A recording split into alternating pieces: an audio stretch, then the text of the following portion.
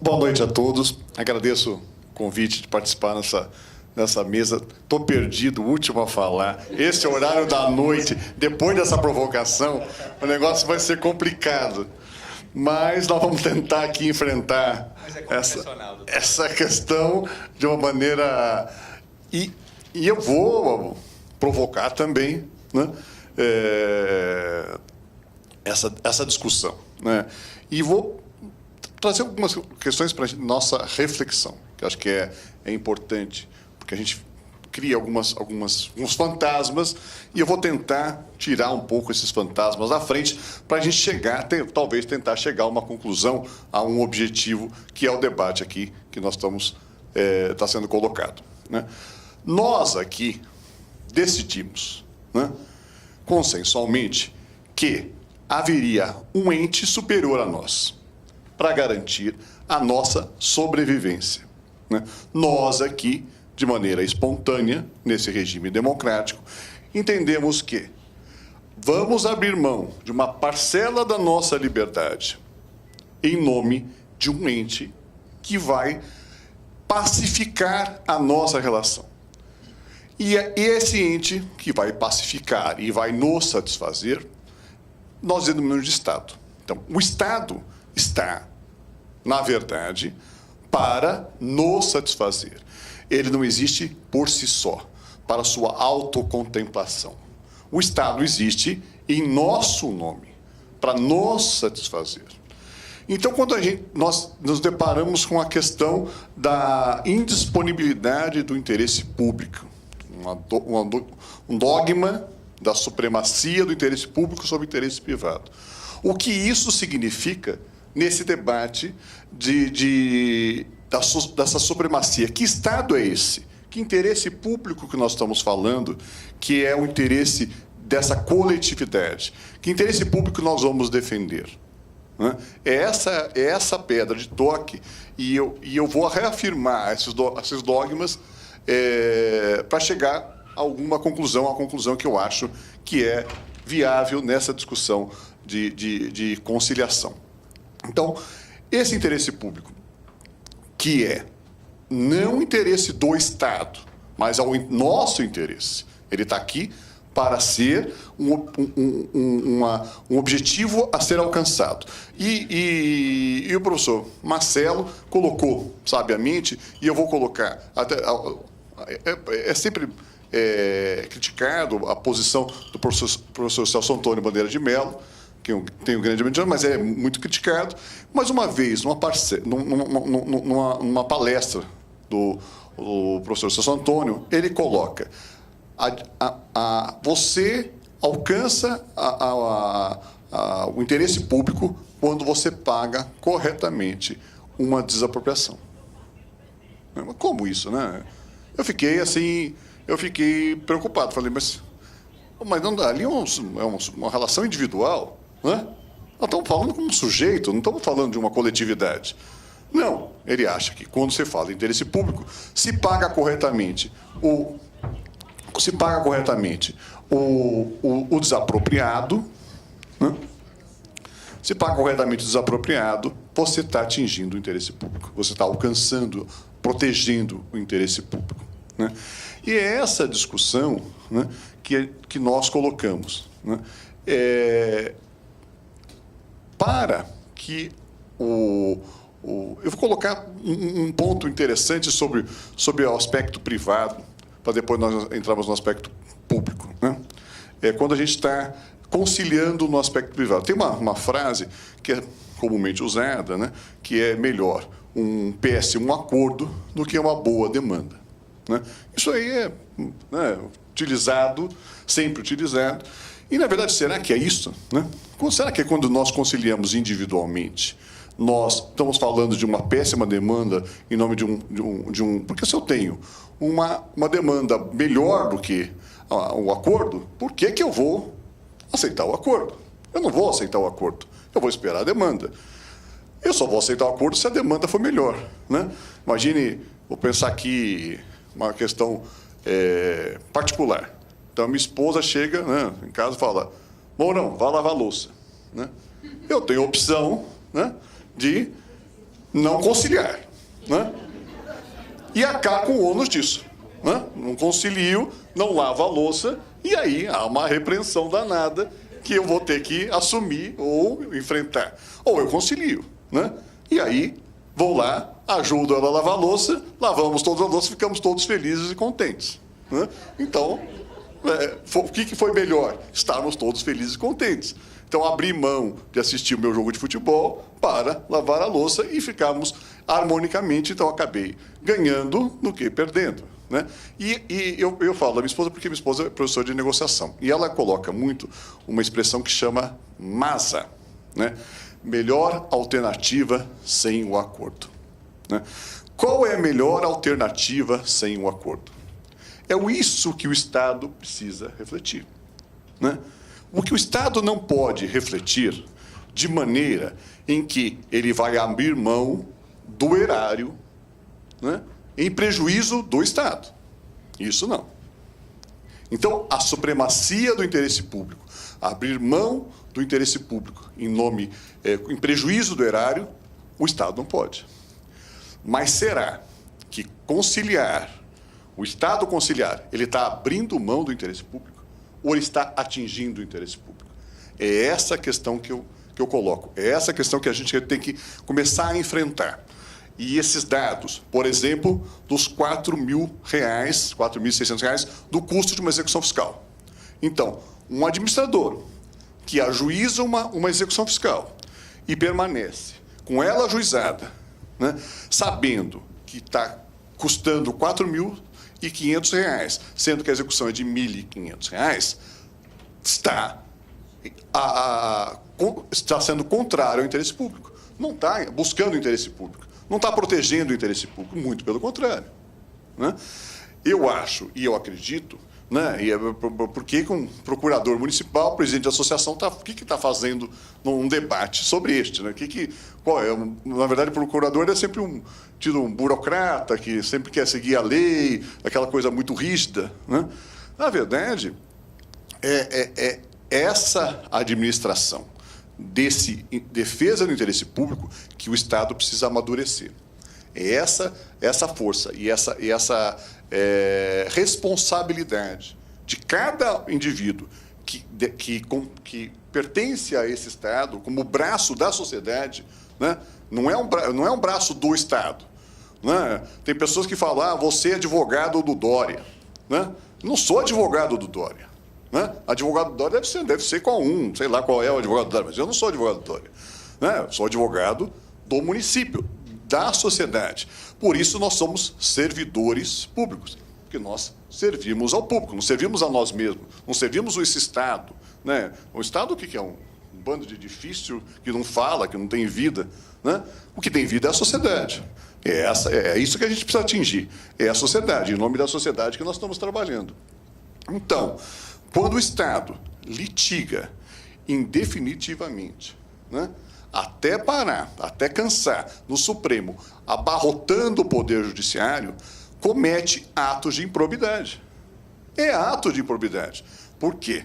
Porque causa prejuízo ao erário. Então, quando a gente vai falar de conciliação na administração pública, nós vamos falar de proteção ao erário. Nós vamos falar de defesa ao erário. Conciliar pela administração pública é defender o erário. Nos casos que o erário... E aí a advocacia pública, nesse papel, a AGU, nesse papel, a própria Procuradoria da Fazenda Nacional, tem caminhado a passos largos. A AGU, uma entidade muito nova, tem caminhado a passos largos, assimilando as questões às quais ela é perdedora e ela abre mão de discutir. Muitas questões abre mão de discutir. Isso decorre do quê? Da verificação de que continuar discutindo é prejuízo. É prejuízo ao erário, né? Eu, como presidente de associação, já oficiei ao município, né, falando, olha, você está perdendo essas demandas, né? Se você não reconhecer administrativamente essas derrotas e aplicar essa norma que foi afastada pelo Poder Judiciário para todos, você está cometendo um ato de improbidade administrativa. Então, não é responsável, né? E a visão de Estado, que nós discutimos lá, a visão de Estado não é uma visão de 4 anos. A visão de Estado é uma visão de eternidade do Estado. A gente não vai pensar no município de São Paulo, um município que vai durar 4 anos. Não vai durar 4 anos. O município tem mais de 400 anos e vai durar... não vamos estar aqui, o município vai continuar. Então, o município é feito dessa continuidade dessa sociedade que vai permanecer aqui. Então, quando você pensa no Estado, você não pode pensar na solução imediatista de questões financeiras, administrativas, rápidas e imediatas mesmo, né? Quando você vai pensar no Estado, você tem que pensar no Estado no futuro, né? O que eu faço hoje para que eu não possa causar prejuízo no futuro? O que o Estado pode fazer, né? E a gente decidiu e estabeleceu uma série de normas que precisam ser respeitadas por todos, principalmente pelo Estado, como exemplo, né? E essas normas respeitadas, uma vez violadas, têm que ser reparadas. Tem que ser reparada, não pode o Estado deixar de conciliar e reconhecer, né? Não pode, imagina, entrar com ações. As questões de execuções fiscais é um exemplo, mas tem a ação de indenização por acidente de automóvel, né? A quantidade de ações que tem para discutir R$ 1.500, R$ 2.500 é um absurdo, né? Ações que são complexas, que não são complexas, são fáceis de decidir. Você chega, estabelece um padrão e você concilia em nome do Estado, mas falta coragem para isso, né? Falta coragem. Eu dou um exemplo, e é um exemplo que eu gosto de dar, que é um exemplo que aconteceu com a execução fiscal. Era o maior devedor de ISS do município de São Paulo, né? E, durante muitos anos, havia muitas execuções, maior ISS, e esse devedor, né, nós conseguimos penhorar a administração e ele depositava por volta de 3 milhões por mês. 3 milhões. Para ver o tamanho. E isso ia demorar mais de, sei lá quantos anos, para chegar a depositar tudo, porque o valor era estapafúrdio. E aí a gente continuava. E aí o que ele fez? Ele contratou uns escritórios de advocacia hábeis em desaparecer com o processo, né? É uma tática, é uma técnica, né? Então, nós ficamos 12 anos tentando restaurar processos, né? Porque desaparecia, sumia, voltava. Subia para dentro e voltava. Até eles contratarem Roque Carrasa. Aí o mestre Roque Carrasa pegou os processos, analisou os processos e falou: isso sim, isso não. Isso sim, isso não. Fizemos uma perícia nesse processo que estava em andamento, para discutir a questão e ainda não tinha sido garantido por completo. Fez-se uma perícia, se constatou que havia erro no lançamento, se retificou o lançamento e se quitou o débito. E liquidou o débito. Então, houve um reconhecimento por parte da administração de que aquele débito estava errado, né? Porque o que adiantava? A gente ia continuar brigando, ia perder, né? E havia dinheiro suficiente depositado no juízo para quitar tudo, né? Tendo em vista essa retificação. Entendeu? Então, você vê que é um trabalho de inteligência, né? E de coragem para você, porque é muito mais fácil você deixar na posição aqui, eu como procurador e defensor do erário, né? É muito mais fácil você ficar brigando, né? Eu conversava sobre isso, né? E aí, na área privada ou na área pública, né? Quando você litiga, né? E você tem uma decisão desfavorável, o problema é o juiz, que é burro, né?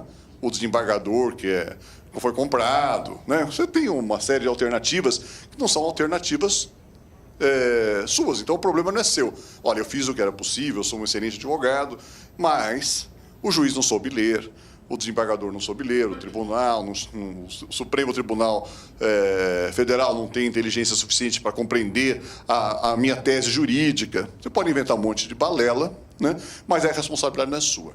Quando você concilia, você assume a responsabilidade. E quando você assume a responsabilidade na área privada, né, tem um peso, né, e na área pública um outro peso muito mais complexo, que aí é uma questão de maturidade da advocacia pública, para assumir essa responsabilidade, porque fazer de maneira diferente é ato de improbidade. Fazer de maneira diferente, continuar recorrendo sem ter direito, é litigância de má-fé, é ato de improbidade. Então, eu acho que, por mais que nós temos uma série de normas, né? A Constituição Federal está aí desde 88, muito modificada, mas o seu cerne está aí desde 88, e essas leis, elas vêm e elas continuam sendo tinta no papel, né? Nós temos que tirar a tinta do papel para que ela venha para a nossa realidade, para que na realidade funcione, porque a sociedade precisa, né? A sociedade necessita de uma solução. A sociedade tem uma série de carências e essas carências precisam ser supridas por um Estado eficiente, não por um Estado enrolão, né? Isso não tem espaço para um Estado enrolão. E aí, eu reafirmo os dogmas do direito administrativo, reafirmo nesse aspecto, né? Os dogmas estão corretos. A questão é das premissas, né? As premissas que partem essa irresponsabilidade, né, do Estado é que estão erradas, né? Você enrolar não é defender o erário, muito pelo contrário, é prejudicar o resultado do Estado ao longo da sua história. É isso que eu... E essa questão dos honorários é ótimo. Claro que procurador gosta de honorários. Quem não gosta de honorários? Todo mundo gosta de dinheiro. Eu acho que não há vergonha, né? A gente pode ser... Nós somos católicos, mas gostamos de dinheiro. Isso aí não precisa ser protestante. Protestante tem... É que católico tem culpa. Católico é culpado, né? Protestante não tem culpa, né? É uma pena. Nascer católico é uma... né? Podia ser melhor, de ganhar dinheiro é difícil, mas gostamos de dinheiro, nós somos de honorários, mas é irresponsável, né, você receber aquilo que é indevido, né? O Estado, eu vejo, quando você tem uma ação judicial, o Estado não pode nem mais nem menos. O Estado não pode cobrar mais. Então, quando vem, por exemplo, um cálculo errado, né, quando vem um cálculo que você viu que o cálculo do outro está certo, você tem que reconhecer. Você não pode ficar enrolando.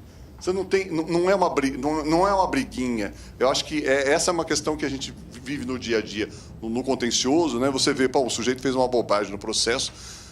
Nós, procuradores, não temos essa obrigação, né, de favorecer indevidamente o Estado. Porque se nós favorecemos indevidamente o Estado, nós estamos indo contra a lei. Nós estamos infringindo a lei. E a lei serve para ser aplicada, principalmente pelo Estado. Obrigado pela essa oportunidade.